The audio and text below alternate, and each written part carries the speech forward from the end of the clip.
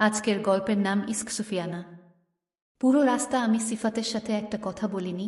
ওনার সাথে সাথে আনোয়ার স্যারের উপরও মারাত্মক রাগ করেছি। প্রায় 1 ঘন্টার সময় পর সিফাত গাড়ি থামালেন। জায়গাটা দেখে আমার চিনতে বিশেষ অসুবিধা হয়নি, কারণ এটা তো সেই শুভ্র কাশ ফুলের বন।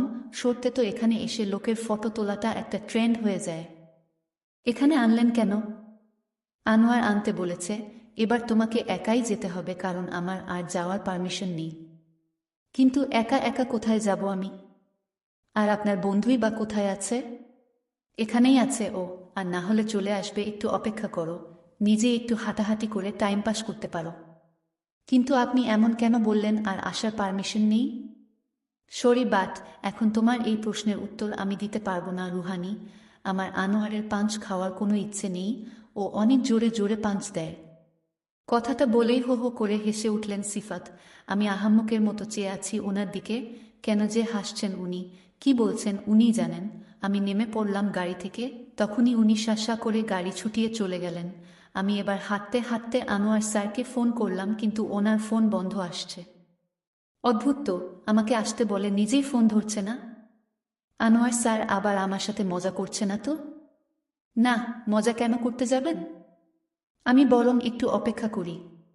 বিকেল হয়ে গেছে বিধায় কিছুটা ঠান্ডা লাগছে, তো আমি গায়ে শালটা জড়িয়ে নিলাম। ভাগ্যির সাথে করে শাল নিয়ে এসেছিলাম। তারপর নিজেরই কিছু ছবি তুলে নিলাম, সাথে জায়গাটার ও কিছু ছবি নিলাম। আশেপাশে দেখলাম বেশিরভাগ ছেলেমেয়েরা জোট বেঁধে এসেছে। বুঝতে অসুবিধা হলো না যে তারা কাপল। কি সুন্দর সময় কাটাচ্ছে। এসব দেখে আমারও ইচ্ছে হচ্ছিল, ইস, আজ যদি আমিও মিঙ্গেল থাকতাম তাহলে এভাবে সময় কাটাতে পারতাম। কয়েকবার আনোয়ার স্যারের কথা মাথায় এসেছিল। ইদানিং শুধু এইসব ভাবনাই যে কেন আসে আমার মাথায়। তবে হ্যাঁ, ভালো লাগে ওনাকে নিয়ে ভাবতে। হয়তো নিজের অজান্তেই পছন্দ করতে শুরু করেছি। আমি নিজের অনুভূতি বোঝার মতো ক্ষমতা তো আমার হয়েছে। ওনার ভাবনায় মগ্ন ছিলাম, তখনই দেখলাম সামনে এক কাপলের মধ্যে তুমুল ঝগড়া লেগেছে। আমি এগিয়ে গেলাম ওদের কাছে, জিজ্ঞাসা করলাম কি হয়েছে। তো মেয়েটা বলল, আপু দেখো, ও আমাকে শুরুতে অনেক ভালোবাসতো, সারাদিন আমাকে সময় দিত। আর এখন আমার জন্য সময়ই নেই ওর কাছে, ভালোবাসে না আর আমাকে আগের মতো ও। তখন ছেলেটা বলে উঠল, লাইফে তো ভালোবাসা ছাড়াও আরও অনেক দায়িত্ব আছে, কাজ আছে। সেগুলো ছেড়ে কি সারাদিন তোমার কাছে বসে থাকবো আমি? ছেলেটার কথা শুনে মেয়েটা কান্না করে দিল। তুমি তো নিজের কথাতেই প্রমাণ করে দিলে আমার থেকে তোমার কাছে তোমার কাজের মূল্য বেশি। আমি দুপক্ষের আরও কিছু কথা শুনলাম, যা বুঝলাম ছেলেটা সদ্য একটা চাকরিতে ঢুকেছে আর ও বাড়ির বড় ছেলে। অনেক দায়িত্ব আছে ওর, কিন্তু মেয়েটার বয়স কম, স্বভাবতই আবেগের বশে এরকম করছে। এক পর্যায়ে রেগে ছেলেটা চলে যায় ওখান থেকে। এদিকে মেয়েটা কান্না করেই যাচ্ছে। দেখেছ, চলে গেল আমাকে রেখে। আমাকে আর ভালোবাসে না ও।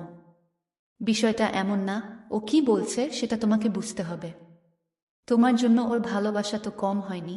তুমি নিজেই বিবেচনা করে দেখো কত দায়িত্ব এখন ওর কাঁধে, সেগুলো তো পালন করতে হবে। তাছাড়া হতে পারে তোমার ওকে বুঝছো, তোমার কি নিজের ভালোবাসার উপর বিশ্বাস নেই?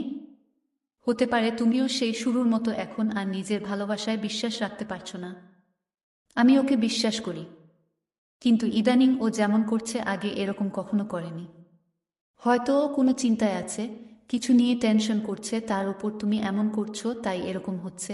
তুমি এক কাজ করো, ঠান্ডা মাথায় কথা বলে দেখো। বোঝার চেষ্টা করো ও কি বলতে চাইছে। হতে পারে তোমার সাহায্যের দরকার আছে ওর, তাই না? আমার কথাগুলো শুনে মেয়েটা একটু শান্ত হলো। নাক টেনে টেনে আমাকে জিজ্ঞাসা করল, হুম, তুমি তো ঠিকই বলেছ, এভাবে তো ভেবে দেখিনি আগে। আমি মুচকি হেসে মেয়েটার গাল টেনে বললাম, এখন তো বুঝেছ, তাহলে চট করে গিয়ে সরি বলে দাও ওকে। আর দেখো, তুমি বয়সে এখন ছোট, তবুও ভালো, যখন বেসেছ তখন সম্পর্কের ব্যাপারে একটু তো বড় হতে হবে, বুঝেছ? হুম, আমি ওর সাথে কথা বলবো। আচ্ছা, তুমিও বুঝি এই টেকনিক ইউজ করে তোমার বয়ফ্রেন্ডের পাশে থাকো? হেসে দিলাম আমি। মেয়েটা তো ধরেই নিয়েছে দেখছি যে আমি আমার টেকনিক ওকে বললাম। সরি আপু, আমার বয়ফ্রেন্ড নেই। তাহলে এগুলো বললে কিভাবে? কাউকে ভালোবাসার থেকে ভালোবাসার সম্পর্কের মানেটা বোঝা বেশি জরুরি। কিভাবে অ্যাডজাস্ট করতে হবে সেগুলো জানা দরকার। বলতে পারো এইসব বিষয়ে জ্ঞানার্জন করেছি, সেখান থেকেই তোমাকে টিপস দিলাম। মেয়েটা আমার কথা বুঝেছে কিনা জানি না, তবে কান্না থামিয়ে একটা হাসি দিয়েছে। এতেই বুঝলাম মোটামুটি বোঝাতে পেরেছি তাকে। মেয়েটা ওর বয়ফ্রেন্ডের নাম্বারে কল করে দৌড়ে চলে গেল। আমিও আবার অপেক্ষা করতে শুরু করলাম। ফোনটা অন করে দেখলাম বিকেল 5টা বাজে। এখনও আনোয়ার স্যার আসেননি। এভাবেই দেখতে দেখতে বিকাল গড়িয়ে সন্ধ্যা নেমে এলো, কিন্তু আনোয়ার স্যারের কোনো খবর নেই। এবার রাগ হচ্ছে আমার। একে তো ঠান্ডা, তার উপর এখানে একা দাঁড়িয়ে আছি আমি। কোনো মানে হয়? আবার ফোন করলাম ওনাকে, কিন্তু সেই ফোন বন্ধ। উফ, এই হলো ওনার এক সমস্যা। সরকারের সময় ঘাটারা ফোন বন্ধ করে রেখে দেয়। এখানে একটা মেয়ে অপেক্ষা করছে ওনার জন্য, তার কোনো খেয়াল আছে নাকি লোকটার? আমি কাশবন থেকে বেরিয়ে রাস্তায় হাঁটতে শুরু করেছি কিছুক্ষণ আগেই। এদিকে আয়ন পড়ে গেছে। সন্ধ্যা হয়ে গেছে, এখনও ওনার ফোন বন্ধ। এবার যেন আমার রাগটা অভিমানে পরিণত হয়ে গেল। আজ বড্ড অভিমান হচ্ছে ওনার জন্য। আমি তো অধীর আগ্রহে অপেক্ষায় ছিলাম, তাহলে কেন এলেন না উনি? আবার ফোন করেও যখন ফোন বন্ধ পেলাম, রেগে তখন নিজের ফোনটাই বন্ধ করে দিলাম। কষ্ট হচ্ছে এখন আমার। উনি নির্ঘাত আমার সাথে মজা করতে চাইছেন, তাই তো ফোনটা ও বন্ধ করে রেখেছেন। ধুর, আমিও কি বোকা! আগেই বোঝা উচিত ছিল আমার। কি আর করব, নিজেই নিজেকে বুঝ দিচ্ছি আমি। ওনার প্রতি অভিমানের পরিমাণ বুঝি এবার একটু বেশিই বেড়ে গেল। চোখের কোণ দিয়ে হঠাৎ করেই দেখলাম পানি এসে গেছে আমার। নিজেই অবাক হয়ে গেলাম, এত অভিমান কেন করছি ওনার উপর আমি। চোখের কোণ থেকে পানি মুছে মনে মনে বললাম, উনি আসেননি তাতে আমার চোখে পানি কেন আসছে? উনি তো একটা খারাপ লোক। কথা দিয়েও এলেন না। আমি জানি তো আমাকে এখানে একা রেখে মজা লুটছে। ওনার বন্ধুও এসবে জড়িত আছে। দুজনের ওপর প্রচুর রাগ হচ্ছে, কিন্তু রাগ হলেই বা কি করতে পারবো আমি? ওদিকে আনোয়ারের বাবা বাড়ি ফেরার পর থেকেই লক্ষ্য করছে মিনালকে একটু খুশি খুশি দেখাচ্ছে, তো উনি কৌতূহলবশত প্রশ্ন করে বসেন, কি ব্যাপার মিনাল, আজকে তোকে এত আনন্দিত দেখাচ্ছে কেন? কিছু হয়েছে নাকি? অনেক বড় খুশির ব্যাপার আছে বাবা, আজকে না তোমার ছেলে। এক্সাইটমেন্ট এ মিনাল বলেই দিতে যাচ্ছিল সব, কিন্তু ওর মায়ের দিকে তাকিয়েই চুপ হয়ে যায় ও। ওর মা ইশারায় ওর বাবাকে কিছু বলতে না করে। আনোয়ার, কি করেছে ও? না না, আসলে ভাইয়া। মিনাল আমতা আমতা করছিল, তখন মিসেস শাহ এগিয়ে এসে বলেন, ও কিছু না, আসলে আনোয়ারের মিউজিক ভিডিওর কিছু একটা আগেই মিনালকে দিয়েছে, তাই এত খুশি। আনোয়ারের বাবার কথাটা ঠিক বিশ্বাস হলো না। উনি সন্দেহে দৃষ্টিতে তাকান মিসেস শাহর দিকে। এইটুকুতেই এত আনন্দিত হবার কি আছে? মিনাল আর ওর মা একে অপরের দিকে তাকায়। মিস্টার শাহর মনে হচ্ছে দুজনেই কিছু একটা লুকাচ্ছে। ওনার মানুষকে পর্যবেক্ষণ করার দৃষ্টি বেশ প্রখর। ব্যবসার জন্য তো এটা জরুরি, তাই উনি বেশ দক্ষ এ ব্যাপারে। সত্যি বলছো তো তোমরা, নাকি অন্য কোনো ব্যাপার আছে? না, আর কোনো ব্যাপার নেই। তখনকার মতো আনোয়ারের মা কথাটা কাটিয়ে দিলেও আনোয়ারের বাবাকে যে এই কথায় ভোলাতে পারেননি সেটা উনি বুঝে গেছেন। তবুও ছেলের খুশির জন্য এইটুকু মিথ্যে বলতে দ্বিধা নেই ওনার। এদিকে আমি এতক্ষণ একটা দোকানে বসেছিলাম, খিদে পাচ্ছে, কিন্তু খেতে ইচ্ছে করছে না, তাই একটু চা খেলাম। ভালো লাগছে না কিছু। আমার তো উচিত চলে যাও, তাও যেতে পারছি না। বারবার মনে হচ্ছে উনি আসবেন, আমাকে একা এখানে আসতে বলে উনি আসবেন না, এটা অসম্ভব। যেন হুট করেই তীব্র একটা বিশ্বাসের সৃষ্টি হয়েছে আজ আমার ওনার প্রতি।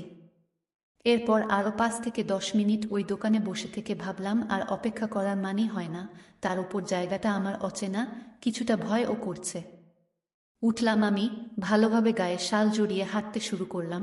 সামনে বাস স্ট্যান্ড, ওখান থেকে বাড়ি ফেরার জন্য বাস ধরতে হবে আমাকে।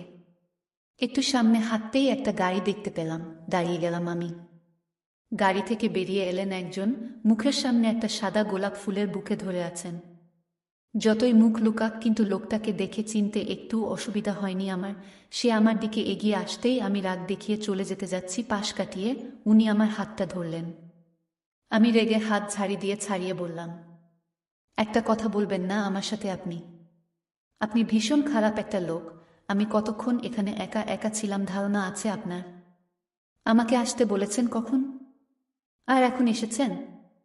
জানেন আমি এই জায়গায় একা কতটা ভয় পাচ্ছিলাম? উনি আবার আমার হাত ধরলেন। উনি এখনো মুখের সামনে বুকে ধরে মুখ লুকিয়ে রেখেছেন। কিন্তু তাতে কি? আমি আজ বড় অভিমানী হয়ে গেছি যে, এত আবেগী কখনো ছিলাম না। আজ কেন যেন অদ্ভুত আচরণ করছি। অনেক রাগ দেখাতে ইচ্ছে হচ্ছে ওনার উপর। ছাড়ুন, এবার যেতে হবে আমাকে। আমাকে অবাক করে দিয়ে বাম হাতে ধরে উনি আমাকে নিজের বুকের সাথে চেপে ধরলেন। চমকে উঠলাম। এর জন্য তো মোটেও প্রস্তুত ছিলাম না আমি। উনি আলতো করে আমার মাথায় হাত বুলিয়ে শান্ত কণ্ঠে বললেন, সরিয়ে আসতে দেরি হয়ে গেল, বেশি ভয় পেয়েছ? চুপ রইলাম আমি। উনি কি বলেছেন সেটা আমার কানেই যায়নি। আমি তো এখনো এক ঘোরের মাঝে আছি। উনি আমাকে নিজেই এতটা কাছে টেনে আনলেন আজ। ওনার বুকের ঢিপ ঢিপ শব্দটা যখন আমার কানে বাড়ি খাচ্ছে, আমার হার্ট বিটটাও যেন বেড়ে যাচ্ছে। আমি সঙ্গে সঙ্গে মাথা তুলে ফেললাম ওনার বুক থেকে, কিছুটা সরে এসে ছোট একটা ঢোক গিলে বললাম, এটা কি করছেন আপনি? একে তো দেরি করেছেন, আর এখন এগুলো করার মানে কি? উনি কোনো উত্তর দিলেন না, এখনো ওইভাবেই দাঁড়িয়ে আছে, মুখটা লুকিয়ে। আমি এবার কিছুটা বিরক্ত হয়ে বললাম, মুখের সামনে এটা ধরে রেখে কি নাটক করছেন? চিনে গেছি তো আপনাকে, সরান এটা।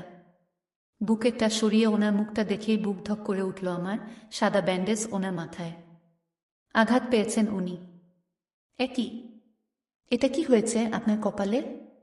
আমি চিন্তিত হয়ে ওনার কপালটা ছুঁয়ে দেখতে শুরু করলাম। আঙ্গুল দিয়ে বাম দিকের জায়গায় প্রেস করতেই উনি ব্যথা পেলেন। বুঝলাম ওখানেই আসলে চোট পেয়েছেন। এতটা লাগলো কিভাবে আপনার? মনে হচ্ছে যেন কারো সাথে মারামারি করে এসেছেন। উনি সঙ্গে সঙ্গে ওনার কপাল থেকে আমার হাতটা সরিয়ে ভ্রু কুঁচকে তাকালেন। এটা কি বললে রুহি? আমাকে রাস্তায় মারপিট করা ছেলে বলে মনে হয়? এই চিনলে এতদিনে আমাকে? তাহলে লাগলো কিভাবে? অ্যাকচুয়ালি আমি যখনই বেশি এক্সাইটেড থাকি তখনই কিছু না কিছু হয়। এবারও তাই হয়েছে। আমি বুঝলাম না ওনার কথার মানে। উনিও জানেন আমি বুঝিনি, তাই তো বাঁকা হাসলেন। ওনার এই অবস্থা, তার উপর মুখের হাসিটা দেখে গা জ্বলে যাচ্ছে। এই লোকের সব কিছুতেই হাসতে হয় নাকি? উনি আমার দিকে ঝুঁকে বলে উঠলেন, তোমার আমার জন্য মনে হচ্ছে খুব চিন্তা হচ্ছে? মুখটা এতটুকু হয়ে গেল যে আর একটা কেয়ার। কষ্ট হচ্ছে আমার জন্য? আমি আমতা আমতা করে বললাম, কষ্ট হবার কি আছে? আপনার জায়গায় অন্য কেউ থাকলেও এইভাবেই জিজ্ঞাসা করতাম। উনি একটা দীর্ঘশ্বাস ফেলে বাচ্চাদের মতো ঠোঁট উল্টে বলে উঠলেন, ওহ, তার মানে আমি তোমার কাছে সবার মতোই নর্মাল একটা ছেলে, আর কিছুই না? উফ, আপনিও না? হেয়ালি না করে এটা বলুন, এরকম হলো কিভাবে আপনার?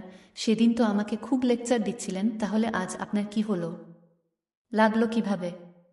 ইট was just a little accident. একটা বাচ্চা দৌড়ে রোড ক্রস করছিল। জোরে ব্রেক দিতে গিয়ে গাড়ির স্টিয়ারিং মাথাটা একটু লেগে গেছে, তবে বাচ্চাটা ঠিক আছে। হায় আল্লাহ, আজকাল এই বাচ্চাদের মায়েরা এত উদাসীন কেন কে জানে। বাচ্চাকে এমনি ছেড়ে দেয়। আমার কনসার্ন দেখে খুশিতে যেন গদগদ হয়ে উঠলেন উনি, কিন্তু আমি ওনাকে দেখে ভালোভাবেই বুঝতে পারছি উনি কিছুটা দুর্বল হয়ে পড়েছেন। আনোয়ার স্যার, আপনাকে দেখে অনেক দুর্বল মনে হচ্ছে। বাড়ি যাওয়া উচিত ছিল আপনার। এখানে কেন এলেন? রেস্ট নেওয়া উচিত ছিল আপনার। তুমিও তো এখানে আছো এখনো। তুমি এখানে আমার অপেক্ষায় আছো জানার পরও আমি বাড়ি গিয়ে রেস্ট করব কিভাবে? পরে আমাকে একটা ফোন করে দিলেই হয়ে যেত। আমিও তো বাড়িতেই যাচ্ছিলাম। আপনার কষ্ট করে এখানে আসার দরকার ছিল না। এসেই তো গেছি, এখন আর এই নিয়ে কথা বলে লাভ নেই। আর হ্যাঁ, আমি একদম ঠিক আছি, ডোন্ট ওয়ারি। আমি মুখ ভার করে ওনাকে দেখছি। বারবার নজর যাচ্ছে ওনার কপালে লাগানো ব্যান্ডেজের দিকে। যতবারই ওটা দেখছি কষ্ট হচ্ছে আমার। কেন ব্যথা পেলেন উনি? কেন ব্যান্ডেজ পড়বে ওনার কপালে? মনে মনে নিজেই নিজের সাথে বাচ্চাদের মতো এসব ভেবে যাচ্ছিলাম। তোমার আবার কি হলো? কিছু না। আপনি ঠিক আছেন তো? খারাপ লাগছে না তো আপনার? না, ঠিক আছি। আচ্ছা, চলুন এখন যাওয়া যাক। রাত হয়ে গেছে, যা বলার না হয় কাল বলবেন। না, আজকে যখন বলবো বলে ঠিক করেছি, আজই বলবো।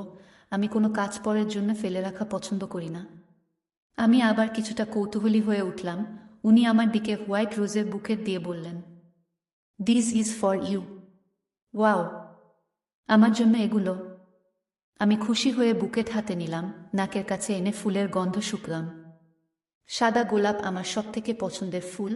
এক গোছা সাদা গলা মন খারাপের সময় আমার মন ভালো হবার টনিক হিসেবে কাজ করে। উনি আমাকে বললেন, চলো একটু হাঁটি, তারপর বাড়ি যাওয়া যাবে। আমি মাথা নাড়িয়ে হ্যাঁ বললাম। মন ভালো হয়ে গেছে আমার। ওনার ওপর জমে থাকা রাগটা ও প্রায় উবে গেছে। হাঁটতে থাকলাম দুজনে, গোলাপগুলোতে হাত বুলাতে বুলাতে হেসে তাকালাম ওনার দিকে। জানেন এটা আমার ফেভারিট ফুল? I know. কিভাবে জানলেন? স্পেশাল মানুষের সকল পছন্দ অপছন্দ সম্পর্কে জানা একটা ইম্পর্ট্যান্ট দায়িত্বের মধ্যে পড়ে, তো আমিও সেটাই করেছি। নিজের দায়িত্ব পালনের ব্যাপারে আমি মোটেই উদাসীন নই।